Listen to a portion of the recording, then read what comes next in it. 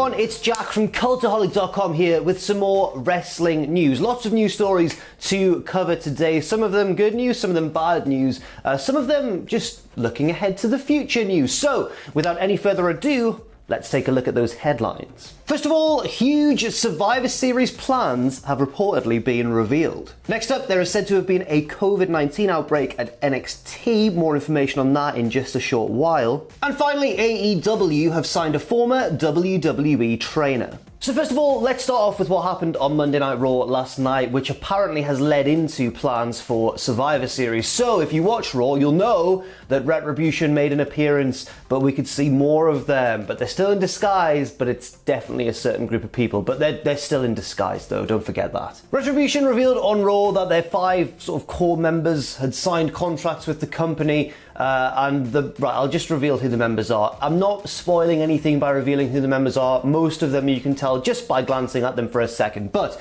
the members of Retribution, or the core 5 members, are Dio Maddin, Donovan Dijakovic, Shane Thorne, Mia Yim, and Mercedes Martinez. But the 3 men have new names, and that was revealed as well. If I've got this in the right order, Dio Maddin is called Mace, Dijakovic is called T-Bar, and Shane Thorne is called Slapjack. Oh yeah, they're all weapons, or, well, the T-Bone's estate. They're all manly things. As of now, Mia Yim and Mercedes Martinez do not have new names, and it's not known yet whether these are official new names, official big changes to their wrestling careers over the years, or whether, like a new stage, a new name, or whether it's just a temporary nickname for this angle. I think I know which one I hope it is. And now PW Insider are reporting that apparently word doing the rounds this past weekend was that there were plans for Retribution to take on a team of WWE superstars, i.e. non-Retribution ones, regular WWE superstars, in the main event of Survivor Series. And it's looking from that, and this isn't what people have confirmed, this is just what people are inferring,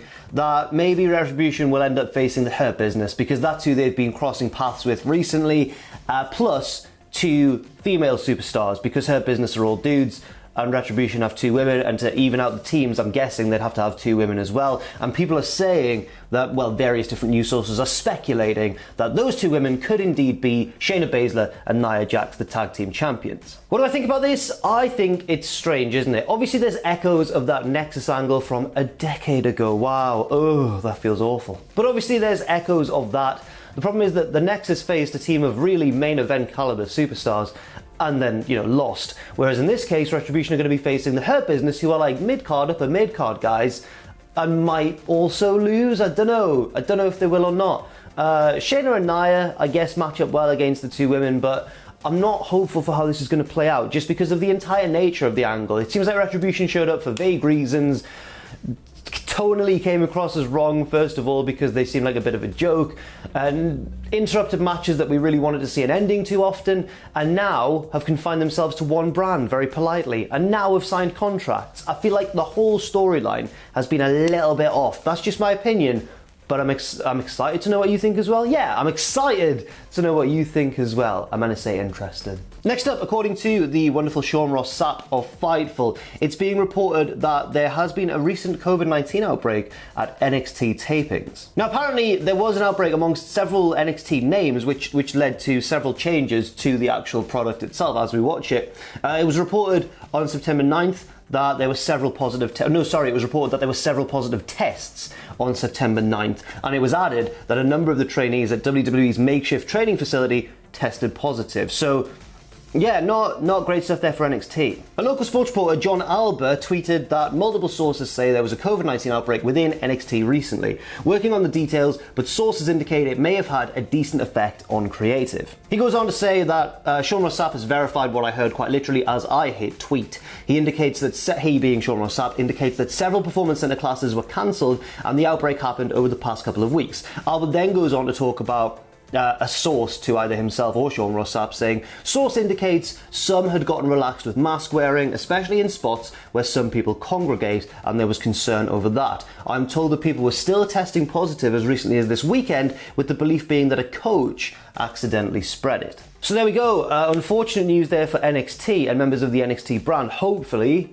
everybody's okay, and those who have been affected have a full and speedy recovery. As for NXT itself on screen, obviously we don't know what those changes are or have been, because all the names have been kept anonymous so far. However, obviously, the safety of everybody and everybody's well-being supersedes the importance of the on-screen product. Next up, let's talk about more from last night's Monday Night Raw. A title match, another title match has been confirmed for Clash of Champions. Remember, the gimmick of Clash of Champions is very much that all of the titles are on the line. Although, looking down this list here, I can't see the 24/7 belt, so we'll have to wait and see. Clash of Champions, of course, takes place this weekend, and we'll see, as we found out last night, Bobby Lashley defend his United States Championship against Apollo Crews, having been the man he took that title from. And I'll just run through the updated card now. So we have that United States title match, but also we've got a variety of other title matches to talk about as well. So Drew McIntyre will defend against Randy Orton, defend his WWE Championship against Randy Orton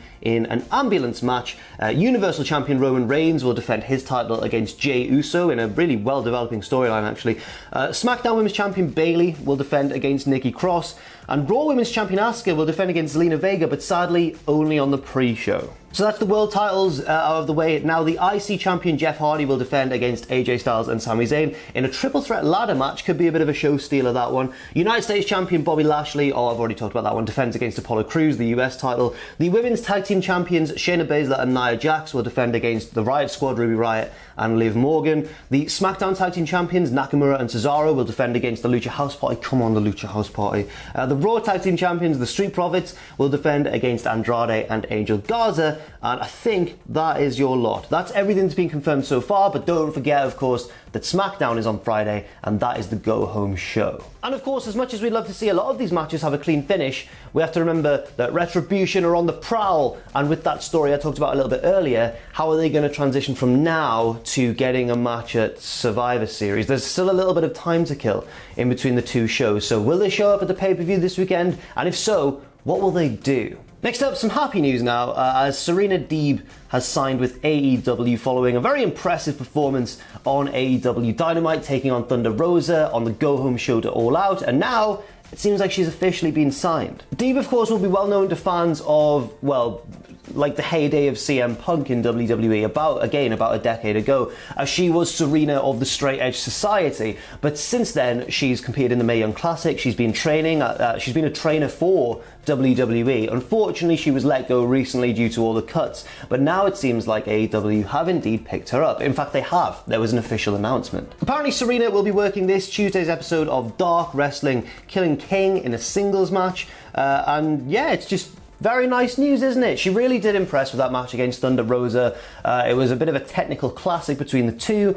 A lot of people were very impressed with her, and a lot of people were even saying before this, in kind of an Eddie Kingston sort of way, sign them up, they've done a great job, they've really proven themselves. And as AEW have shown in the past, if someone impresses them, like Eddie Kingston, Ricky Starks, and now Serena Deeb, they will waste no time in signing them. It's weird to think because, you know, Serena Deeb's match with Thunder Rosa is said to have been her first proper match since 2017, her first real match in 3 years, which is crazy given the level of ability that she still clearly had. There was no signs of ring rust. I guess her job as a trainer in the Performance Center must have kept her sharp in the ring.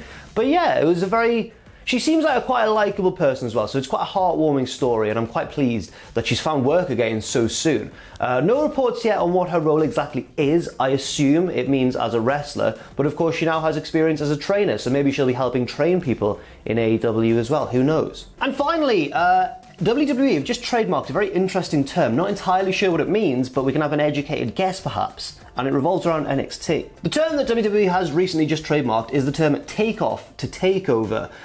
This could have future implications for takeover events, but apparently it's also a possibility that they could just be calling this week's edition of NXT Takeoff to Takeover. One of the company's latest tweets would back up this theory, saying Wednesday's hashtag Gauntlet Eliminator match on the hashtag WWE NXT Takeoff to Takeover just became colossal. So it sounds like Takeoff to Takeover is certainly the name of this week's NXT show, but I reckon it could be the name for all of the go-home shows before a takeover. Oh no, because there's no takeover this weekend.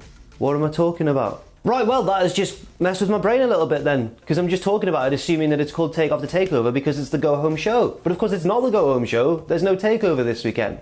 It's still a week or two away. What am I talking about then? Why have they called it Takeoff the Takeover? I guess because of the Gauntlet Eliminator match, meaning that we'll get a better idea of some of the takeover matches, but still Strange. If you have any better ideas than me on why this week's NXT is called Take Off the Takeover, or why indeed WWE have trademarked Take Off the Takeover, could it just be a one-off thing? And why have they trademarked it if so?